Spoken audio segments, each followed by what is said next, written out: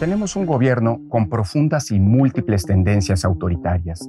De hecho, es uno de los que más vocación de concentración del poder y descalificación de quienes no se plegan sumisamente a sus dictados hayamos tenido en las décadas recientes.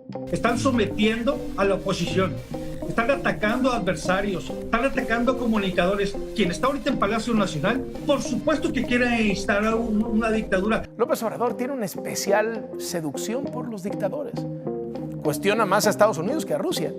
Defiende la dictadura cubana, defiende la dictadura de Ortega en Nicaragua, defiende la de Chávez y Maduro en Venezuela. Su corazoncito está del lado de los rusos y del lado de los cubanos y del lado de los nicaragüenses y venezolanos y del sur global y del tercer mundo y ahora del G77. Bueno, en este espacio hemos hablado frecuentemente de la necesidad que ha tenido el gobierno de México de contrarrestar narrativas mediáticas corporativas en función de ciertas agendas que hay y que están contrapuestas a las políticas del gobierno mexicano, pero no solamente se ha tenido que hacer esto con medios corporativos nacionales, sino también con medios internacionales, en el marco pues, de ciertas coyunturas del exterior, pero también de definiciones nacionales soberanas, en donde la vía mediática se convierte en una especie de vehículo para presionar al gobierno para actuar de cierta manera o de cierta otra. No. Esto se ha dado además en paralelo y a contrapelo de un liderazgo que ha venido construyendo el gobierno de México, del presidente Andrés Manuel López Obrador, en el exterior, en donde por un lado ha recuperado una tradición de la política exterior mexicana que está basada en el respeto a la autodeterminación de los pueblos de gobernarse, pero también ha introducido nuevos elementos. De todo esto vamos a hablar el día de hoy con un invitado muy especial que aquí pueden ver a mi izquierda, que es Jesús Ramírez Cuevas, que por supuesto ha estado muy cerca de todo este proceso. Él es el vocero del gobierno del presidente López Obrador, así que acomódese porque estamos Oscar Camacho, Azul Alzaga y con Jesús Ramírez. Bienvenido. Hola, ¿qué tal? En Re, comencemos.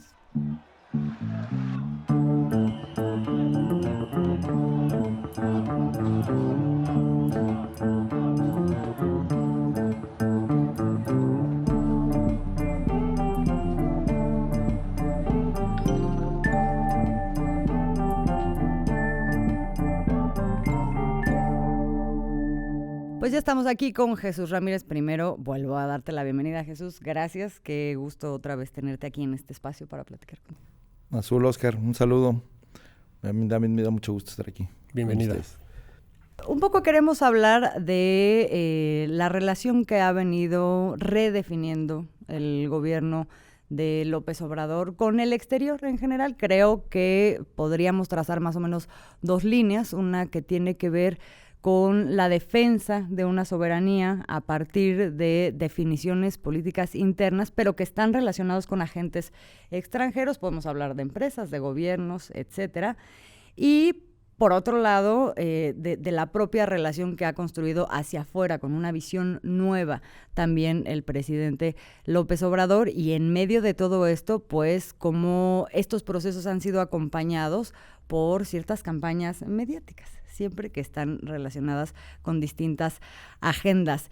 Me gustaría empezar por lo primero, por lo que tiene que ver con la redefinición de este gobierno, de lo que son los límites que hay que establecer para poder tomar decisiones soberanas, para poder avanzar en un proyecto sin que tengas encima un pie, y cómo frente a esto ha habido pues el intento de cabildear o casi de a periodicazos presionar al presidente para que haga una cosa y no haga otra, y en fin. Hay ciertos momentos y hay ciertas agendas que han sido emblemáticas en toda esta administración. Me gustaría que recordáramos contigo cuáles crees que han sido las más predominantes, digamos, o sea, las presiones más importantes que se han dado en función de lo que ha sido este proyecto. Bueno, lo primero es que pensando qué significa que un gobierno recupere su sentido público, es decir, representar los intereses de los ciudadanos, romper el control o el secuestro del poder económico, y poder mediático que le es con natural, pues él se enfrenta de entrada a los poderes fácticos que dominaban en la escena, ¿no?, del neoliberalismo. Es decir, el poder del dinero, el poder de las grandes corporaciones y el poder mediático.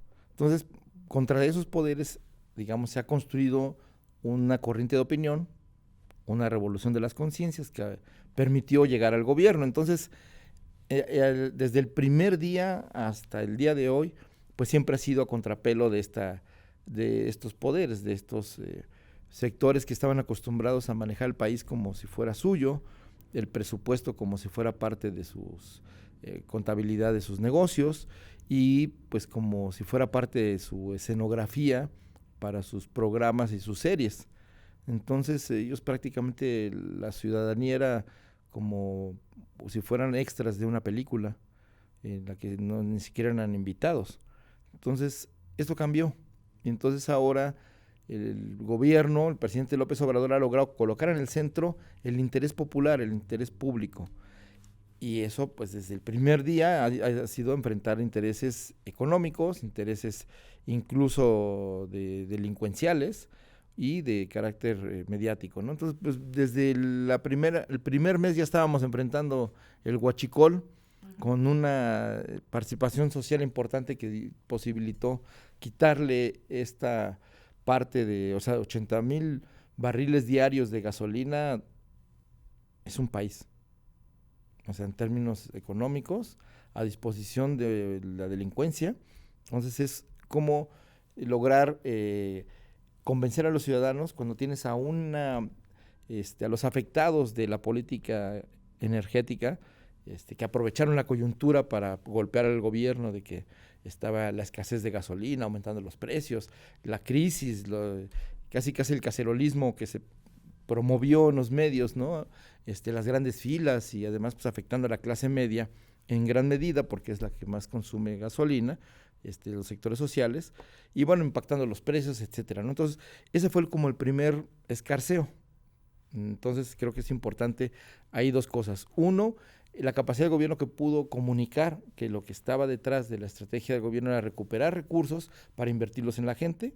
Y dos, que se requería la participación de los ciudadanos para vencer al crimen organizado que tenía en su control del huachicol. Entonces, creo que ahí fue un primer momento donde se plantearon los términos del debate. Luego, pues conforme fue avanzando el gobierno, pues todos los intereses que se tocaron, el sector energético, vimos la batalla de la oligarquía que había, no solo que muchos medios de comunicación construyen penales, construyen hospitales, invierten en energía, y medios nacionales y medios internacionales. Entonces, cómo el debate sobre la soberanía energética pues atravesó todos los intereses económicos y mediáticos. Y a pesar del golpeteo, y aquí desde el New York Times hasta el Wall Street Journal o cualquier otro, hasta Reuters, en fin, los medios financieros. Financial Times. Financial Times, sobre todo, que es, digamos, uno de los emblemas del capital financiero internacional, pues se opusieron a esta idea de regresar la soberanía energética, ¿no? Entonces, ¿por dónde golpearon?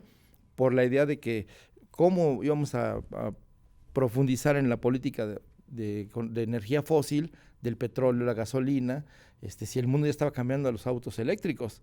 Nada más que un año y medio después cambió toda la narrativa, el mundo, y entonces lo que empezó aquí como un debate interno de soberanía energética, pues se convirtió en un punto de referencia internacional, porque aquí habíamos avanzado.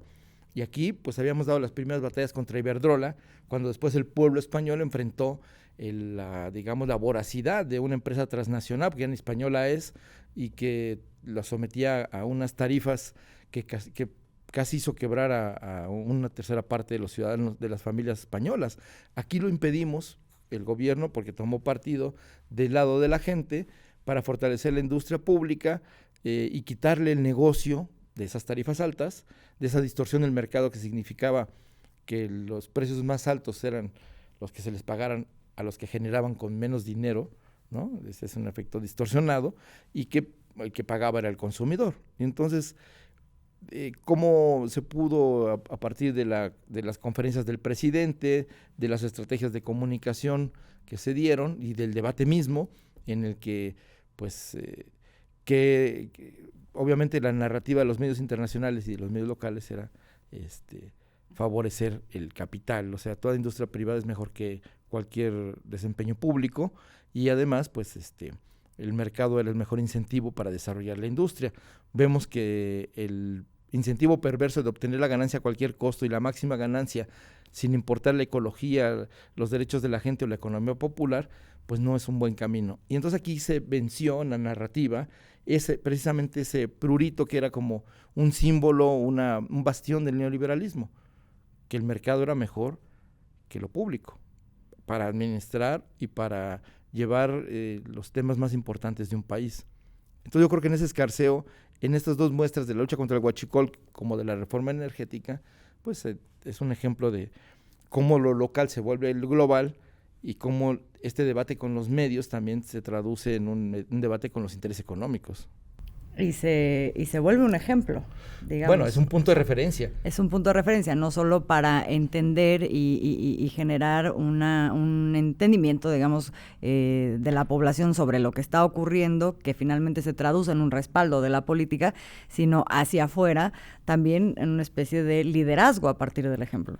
Pues sí, ya ven los españoles en su debate sobre las tarifas eléctricas, que el gobierno no quería intervenir, pero la propia situación de crisis económica y social que se abría obligó a intervenir el gobierno, tímidamente, pero finalmente intervenir.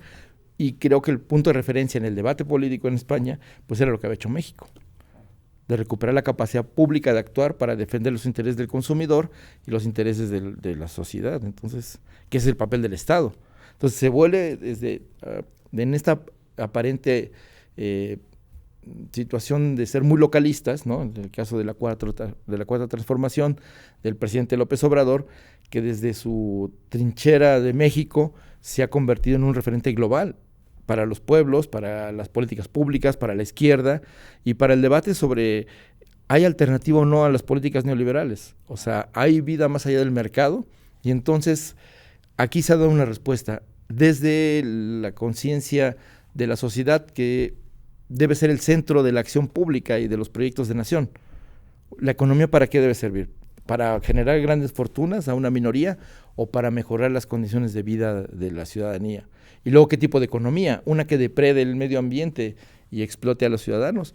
¿O una política que, por un lado, mejore las condiciones de vida de los trabajadores y proteja el medio ambiente? Aquí se está dando un ejemplo de un cambio de paradigma en cuanto a cómo disminuir la pobreza y la desigualdad a partir de políticas salariales, de romper el castigo que impusieron 36 años los gobiernos neoliberales de precarizar el trabajo para maximizar las ganancias. Y aquí ahora ampliamos, digamos, el salario, se elevó el salario y lo que hay es un desarrollo económico con más prosperidad para todos, no solo para las grandes empresas, sino también para la población. Y eso ha llevado a que el 70% de este empuje del bienestar social y de la disminución de la pobreza y de la desigualdad esté basada en estas políticas laborales, no en los programas sociales tan cuestionados por ser subsidios, por ser transferencias directas y toda esta crítica que tiene la derecha. Entonces, aquí se rompen los paradigmas. Entonces, como diría un poeta de Barcelona, del barrio de ahí del Raval, hay esperanza para los paletos, para los trabajadores, porque hay un gobierno que los está reivindicando. Sobre esta relación que se ha tenido con los medios extranjeros, ¿qué tanto, Jesús, le han hecho el vacío al presidente estas grandes agencias, el Financial Times, los medios españoles incluso? ¿Qué tanto has sentido tú que el presidente se convierte, lo mismo que en México, a nivel internacional, en un foco al que de pronto no hay que dejar crecer porque puede haber un contagio de las ideas de este presidente? ¿Y qué papel han venido jugando esos grandes medios? ¿Hay un boicot contra el presidente? ¿Lo han cercado? ¿Sientes que lo han cercado? ¿Sientes que le han hecho el vacío a nivel internacional en la difusión de sus ideas? Porque yo recuerdo un caso donde sí sentí eso, que fue cuando el presidente Andrés Manuel López Obrador propuso un gran fondo económico para darle alimentación a los pobres. Y siendo una idea revolucionaria, de pronto yo sí sentí un vacío en los medios internacionales. ¿Tú lo has sentido en ese tema y en otros o solamente en algunos casos? No, bueno, en ese en particular, al ser una propuesta a los países, a las sociedades del mundo, pues sí, el vacío fue muy evidente. Pero tanto su idea de la integración de América como del fortalecimiento de políticas de beneficio social, del fortalecimiento del estado de bienestar, etcétera, pues lo que ha habido es una campaña en los medios internacionales para fortalecer a la derecha mexicana, utilizando los medios extranjeros para difundir esta idea del populismo, de un retroceso histórico en lugar de una visión de futuro, de este dogmatismo hasta pues ideologizado hacia el marxismo, el comunismo, todos estos prejuicios de la Guerra Fría que ya no tienen cabida, pero que se siguen usando cada vez como espantajos, cada vez que hay ausencia de argumentos para mover el imaginario hacia allá.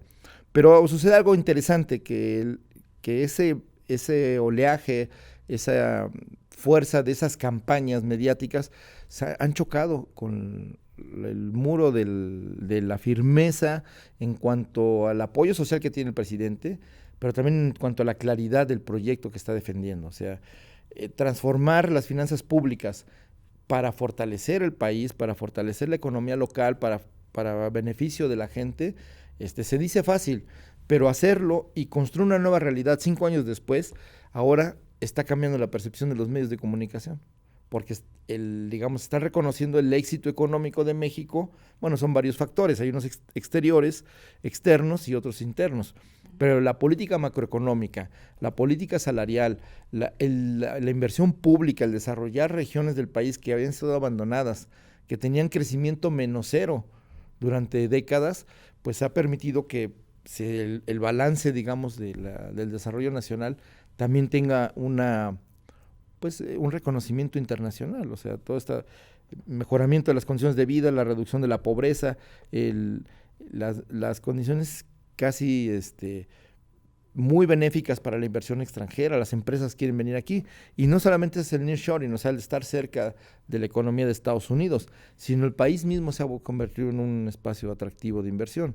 Habrá que equilibrar para que no pase como en China o como en otros países donde la fiebre del oro, de la inversión extranjera, devore los recursos naturales, termine explotando a los pueblos, y entonces tiene que haber un equilibrio entre una inversión para la producción, pero también para el desarrollo humano.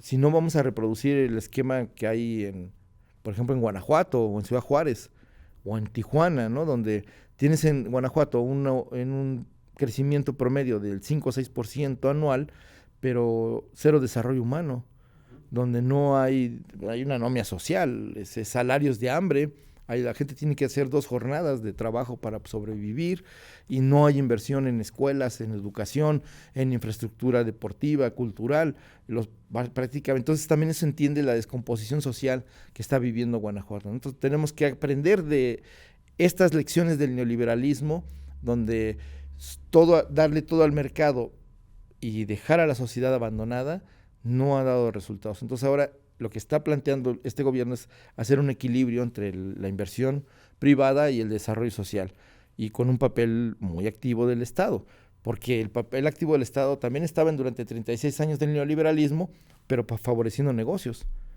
y abandonando a la sociedad, dándole la espalda. Eso ya se está reflejando en los medios.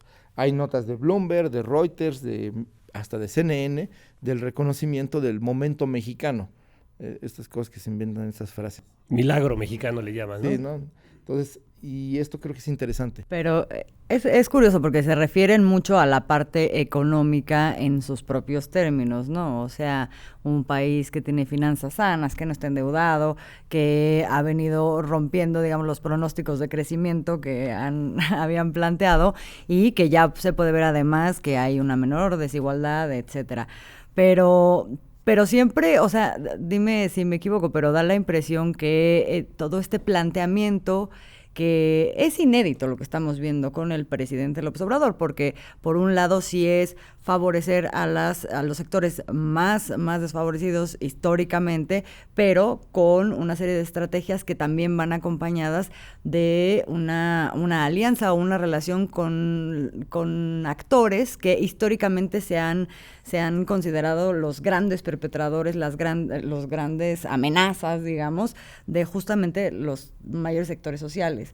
Entonces, este equilibrio que ha sido una propuesta muy particular y que se ha convertido en un referente, pues de pronto genera unos destanteos como de querer decir, pues sí, es un populista y amenaza a la democracia, pero bueno, el país no está tan mal. O sea, como que no saben cómo acomodarse frente a esto, me da esa impresión. ¿Tú cómo lo ves? Sí, hay una especie de esquizofrenia, ¿no? O sea, pues sí, alaban la política económica porque hay mucha inversión, y está llegando más inversión extranjera, pero al mismo tiempo cuestionan que el gobierno o que el presidente debata, discuta, cuestione los medios de comunicación, ¿no? Entonces ya los organismos internacionales, que es el otro actor, la OEA, organismos de cierta manera de algunos organismos de la ONU, las ONGs internacionales, la Unión Greenpeace, Europea, ¿no? En fin, que de repente sus agendas son raras, ¿no? La misma Unión Europea. Todo lo que es contra el gobierno lo están pero aupando y generando, pero todo lo que es las otras causas de la sociedad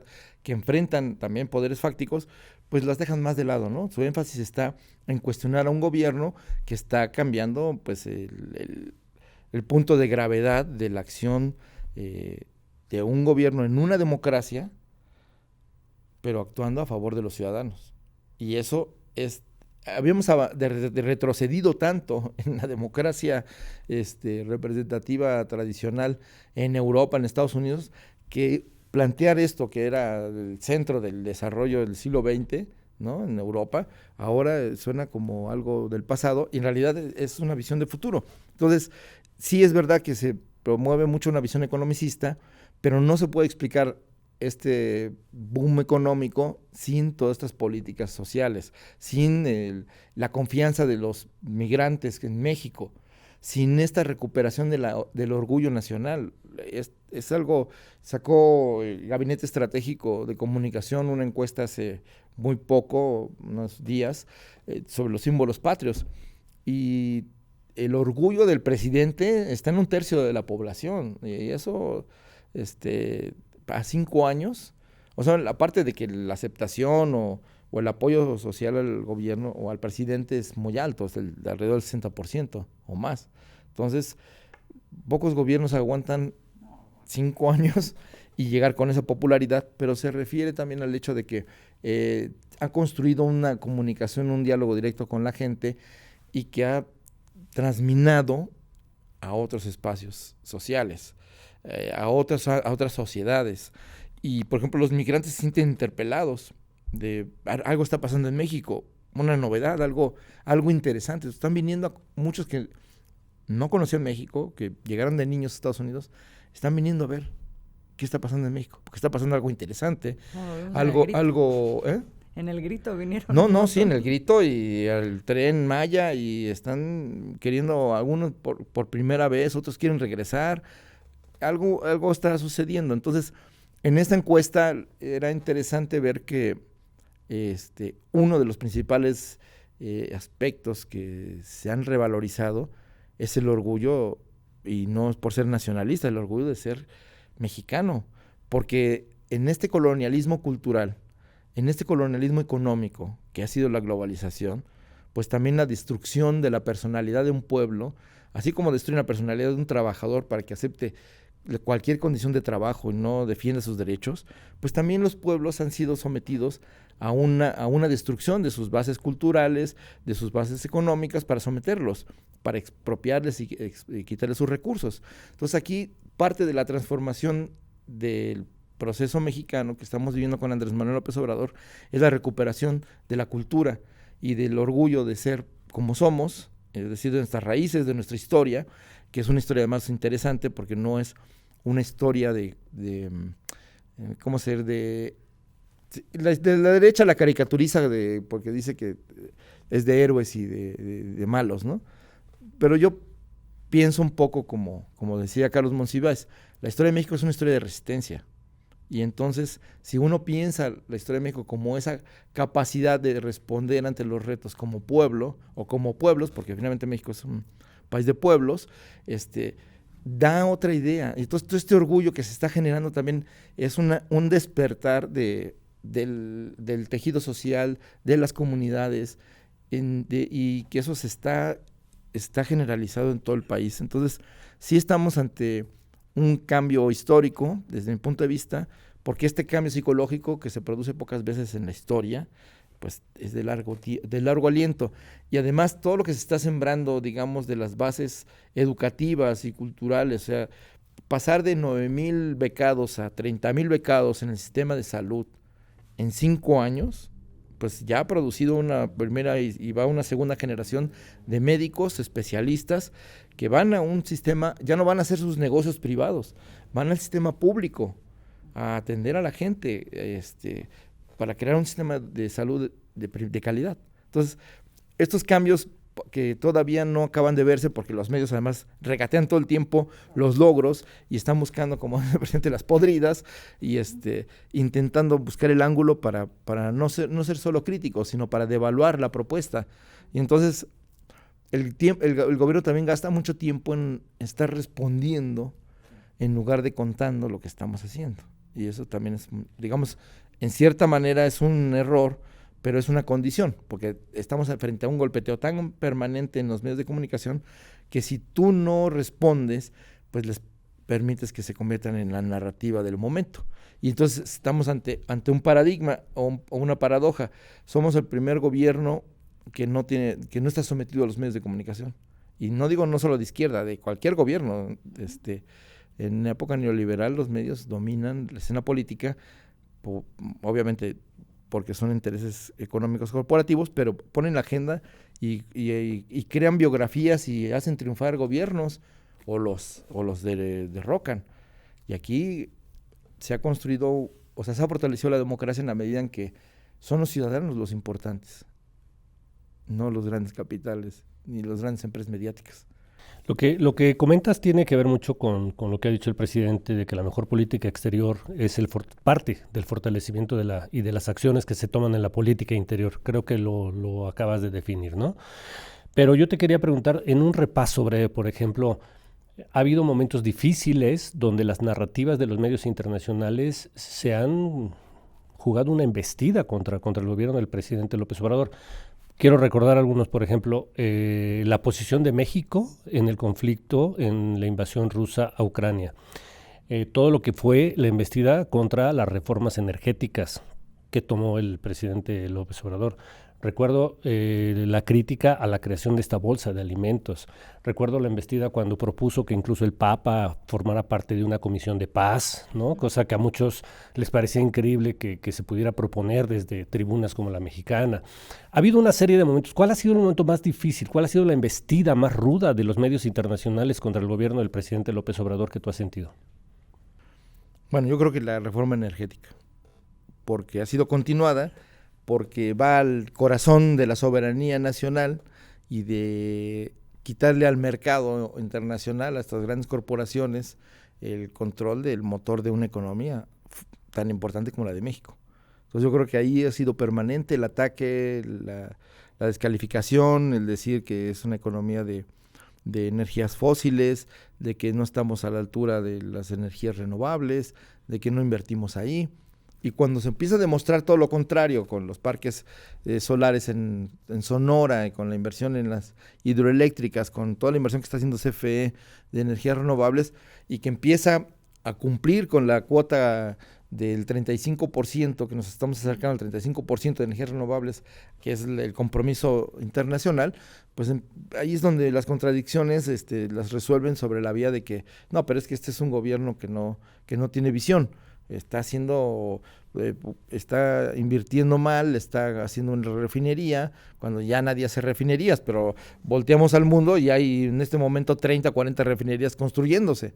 Y el uso del petróleo y la gasolina todavía, desgraciadamente, para el planeta, pues seguirá siendo una realidad. Entonces, un país no puede renunciar a su capacidad de responder a su economía, a su pueblo, en materia energética, porque entonces es es ponerte una camisa de fuerza que te impide crecer y desarrollarte. Entonces es estratégica el sector eléctrico, y pues ahora lo que se está planteando es que ese sector energético, incluyo también el gas y el petróleo, ya pensaremos en un futuro que el petróleo se transforme en petroquímica y que pueda ayudar a mejorar las condiciones de vida, que muchas de las cosas que importamos hoy las podamos producir, en fin, y el desarrollo tecnológico que viene, que está en puerta, por ejemplo, toda la parte del Plan Sonora, donde se está pensando en un nuevo Silicon Valley, por toda la parte de los microchips y de toda la industria electrónica que se está desplazando de China y de Asia hacia acá, y de crear cadenas de educación y de formación tecnológica, del desarrollo de la industria del litio, de las baterías de litio, que eso es a mediano y largo plazo, pero ya se ha logrado sintetizar y separar el litio. Entonces va un proceso que es más invisible, pero que en poco tiempo va a empezar a generar cambios importantes, ¿no? Ahorita es como sembrar, y pues el tiempo de cosecha, bueno, este año ya empezamos a cerrar en el términos de la inauguración de obras, de todo lo que se está haciendo, y bueno, pues poco a poco eso también va a hacerse visible. Varios medios corporativos españoles se pusieron como muy bravos y también estuvieron criticando mucho al presidente López Obrador por el caso de Iberdrola, ¿no? Bueno, les molestaba mucho lo del colonialismo. Uh-huh. Pero cuando se dieron cuenta que también actuaban con colonialismo a los consumidores españoles, ya ahí el debate empezó a cambiar, porque claro, vieron que sí había un gobierno que podía defender a los ciudadanos, y en cambio un gobierno que acepta las reglas del mercado en cualquier condición, sin importar las consecuencias sociales, económicas o ecológicas, pues es un contrasentido, en contra de la democracia. Entonces, la democracia tiene sentido cuando es en beneficio de la mayoría de la gente y el gobierno está al servicio de la gente. Creo que se ganó el debate. Los propios prejuicios españoles han ido, bueno, la ultraderecha será prejuiciosa toda la vida, pensarán ellos que civilizaron al mundo, o que su labor era civilizar al mundo, pero es un momento de hacer la crítica y la autocrítica del colonialismo.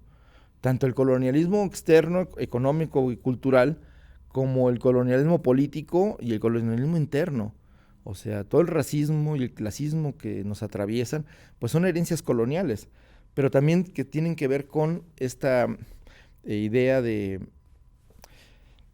los ganadores y los perdedores, ¿no? Entonces, los sectores ganadores, pues prácticamente hasta tienen un fenotipo social, y el resto, morenitos, chaparritos, indígenas, pues son perdedores. Entonces ustedes van a ser los jardineros, ustedes van a ser los que recogen la basura, esos son los beneficios del progreso. Entonces, de trabajar en la maquila 16 horas. Entonces yo creo que eso es lo que ha ido cambiando también a nivel de la comunicación y del cuestionamiento que hay sobre esta idea de mirar hacia el norte como el único horizonte posible, y entonces mirar hacia adentro y mirar hacia los lados y ver que también aquí hay mucha historia, mucha cultura y mucha capacidad científica, tecnológica y cultural para salir adelante con propuestas de futuro. Y eso creo que esa es la diferencia que está habiendo, siento yo, hoy en México, y que ha sido gracias a la fuerza del presidente López Obrador, que a pesar de todas las críticas ha puesto en el centro las decisiones que llevan al fortalecimiento de la economía y de la sociedad mexicana.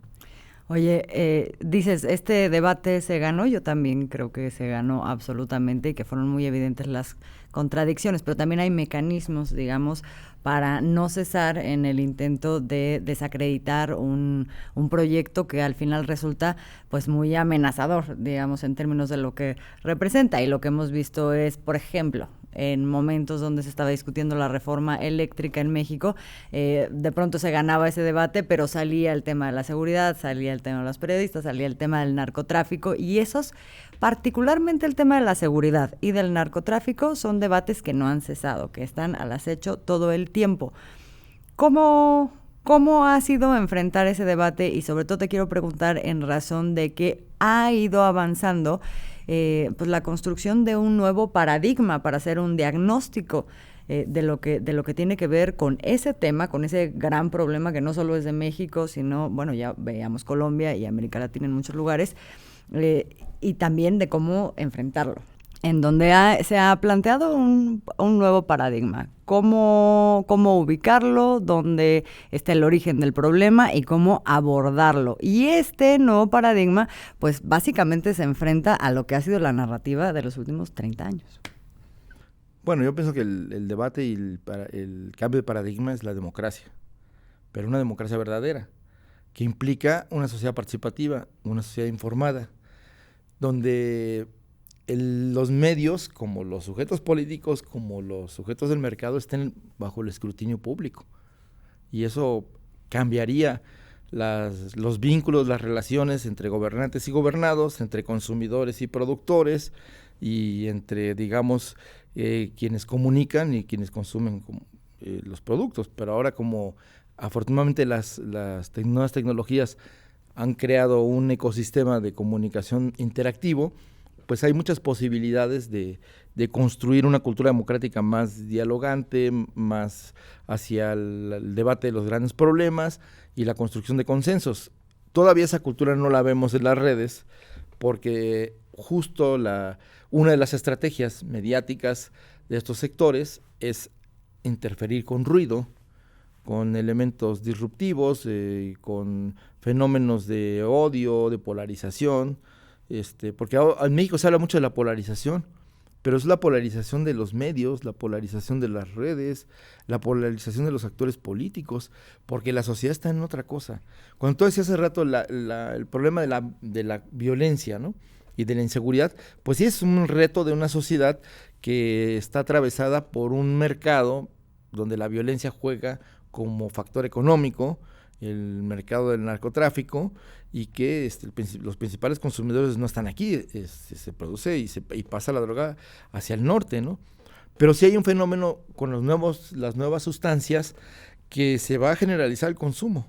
Si no se detiene, si no hay un proceso deliberado, cultural, porque es una cosa de educación, de saber divertirte, de saber qué hacer con tu tiempo libre, de tener opciones culturales, de tener acceso al deporte, de tener una cultura de la salud, de la alimentación, y que entonces hay sustancias que te hacen sentir muy bien 5 minutos, pero te van a destruir el cuerpo para el resto de tu vida, ¿no?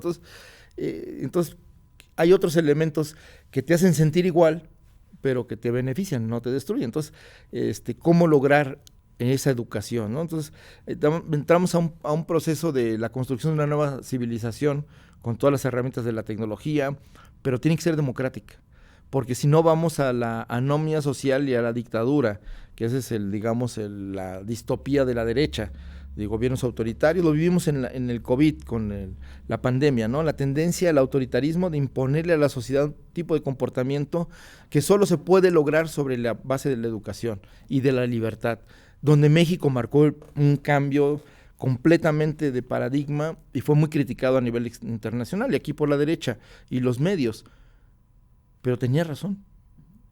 Y hoy vemos la recuperación económica del país y la alegría que hay en México. No hay esa situación de pospandémica que hay de la depresión de otros países, y entonces la carga, o sea, es entender también el papel de un gobierno, de a veces asumir la carga, ¿no?, de la crítica, de toda la presión para lograr cosas de beneficio común y colectivo. Normalmente la política es egoísta, ¿no? Yo primero yo, después yo y luego yo, y entonces pues que al resto se los cargue el tren. Entonces un gobernante va a decir, yo cómo voy a quedar mal con la opinión pública, cómo se va a ver mi imagen, pues que coman pasteles, ¿eh?, si no tienen que comer. Pero entonces, no, y aquí es al revés, asumir la carga de lo público desde el gobierno para lograr el beneficio. Y eso se va a ver en el tiempo, pero ya tiene efectos ahora. En cuanto a la situación del país, digamos, hay un tema ahí pendiente de la educación en cuanto a la deserción escolar, que es pequeña, pero existe, entonces hay que recuperar ahí y hacer procesos de restauración psicológica colectiva, porque sí hay un tema de depresión y de ansiedad generada por la pandemia. Entonces, creo que, y con el cambio del sistema educativo que se está promoviendo, que es un sistema activo, un sistema de hacer pensar más que memorizar, de generar colaboración más que competir, en fin, ese tipo de valores que ayudan más a los problemas que la sociedad contemporánea enfrenta que el individualismo posesivo, egoísta y depredador. Entonces, creo que México todavía apenas está sentando las bases de un cambio profundo, pero ojalá continúe por ahí porque está mostrando una visión de futuro, está reeducando a los medios de comunicación, porque los medios de comunicación viven de sus audiencias. Normalmente, pues tienen un tiempo para poder, si van a decidir ir contra sus audiencias, pues no pueden ir todo el tiempo porque van a perder. Entonces, ellos piensan que este gobierno se va a acabar y se va a restaurar el régimen anterior, las políticas neoliberales, su dominio sobre la agenda política y su entrada a los negocios, su recuperación de... Y sus negocios, porque tampoco, ¿no? Eso de que viven de las audiencias. No, pero sí la credibilidad y todo eso sí es importante, ¿no? Sí, sin duda.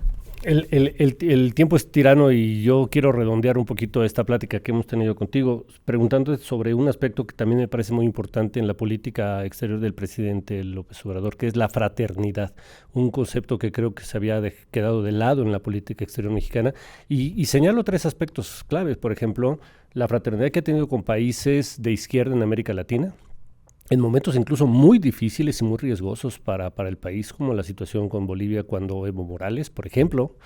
Otro momento creo que es muy importante y creo que es fundamental es la defensa que ha hecho el presidente de los migrantes mexicanos, que le ha generado toda una reacción de los sectores republicanos y de muchos medios.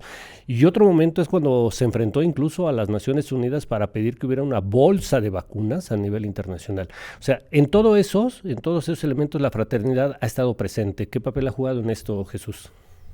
Bueno, primero se rompió la tradición neoliberal, porque ya con tantas décadas ya sí es una tradición, de poner lo económico como la principal forma de intercambio y de relación y vínculo con las sociedades y entre pueblos y naciones. Entonces las Secretarías de Relaciones Exteriores y las políticas internacionales eran políticas para hacer negocios y para atraer inversiones. Y a eso se reducía la política internacional. Ahora se ha recuperado una idea política de la fraternidad, de la humanidad, estamos en el mismo barco todos y tenemos que colaborar, cooperar, entendernos, dialogar para lograr resolver los problemas de la humanidad. O sea, si se incendia o se destruye el Amazonas, pues nos va a afectar a toda la humanidad. Igual si destruye la selva tropical mexicana, va a afectar a parte de la humanidad, ¿no? Entonces, lo mismo que suceda en África o en Asia hoy en día, ¿no? Entonces, hacer conciencia de que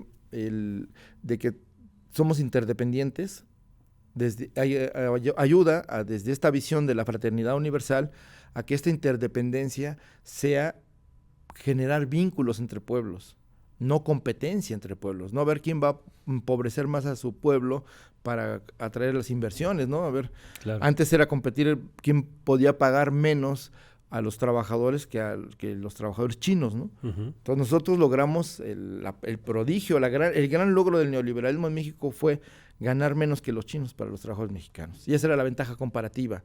Hoy la ventaja comparativa de México es un desarrollo social con bienestar, ampliar las áreas de oportunidad para la sociedad mexicana, pero también para el mercado, y bueno, condiciones de respeto a los derechos humanos, a los derechos laborales, al medio ambiente, y el hecho de que por eso un tipo de industria depredadora como la minería de Tajo a cielo abierto pues no se permite, el fracking está prohibido, en fin, este tipo de industrias que destruyen el territorio, que contaminan, pues no son buenas para un país, entonces porque dañan la salud de la gente y el futuro, ¿no? de las próximas generaciones. Entonces creo que esta fraternidad universal, que es un término de la Revolución Francesa, que se trae ahora a cuentos porque pues la democracia nace ahí, es el momento fundacional de la democracia, en la idea de la fraternidad universal, de la universalidad del voto, de los derechos iguales de hombres y mujeres y de todos los habitantes de un país.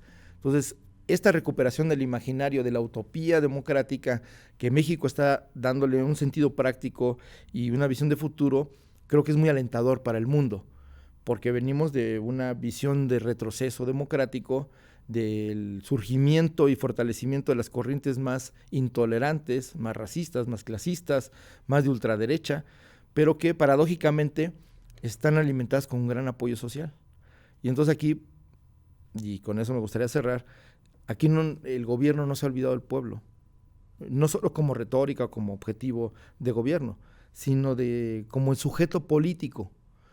O sea, antes era un voto más, ¿no? Cómo obtienen su voto en época electoral, y ahí se acababa, y compañero, pues ya déjanos gobernar, un cheque en blanco y hacemos lo que queremos. Y aquí permanentemente el gobierno ha tomado como interlocutor al ciudadano, entonces lo ha vuelto sujeto.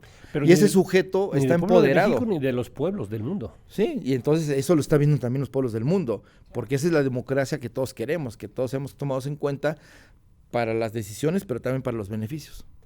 Pues qué bonito. Pues, como dice Oscar, es la tiranía del tiempo, ya nos cayó encima, querido Jesús Ramírez.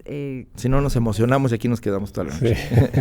Siempre es un placer platicar contigo, muchas gracias por darnos este espacio. Lo que vemos es un gran legado, también grandes retos, y dentro de ese, pues, la batalla cultural, que está aquí y afuera y así es, en todos lados. Muchísimas gracias por habernos acompañado. Esto fue En Re Somos Oscar Camacho, Azul Alzaga. En esta ocasión no nos acompañó Alina Duarte, pero nos acompañó Jesús Ramírez Cuevas. Muchas gracias, nos vemos a la próxima y síganos también en nuestras redes sociales de Raíz Media. Hasta la próxima.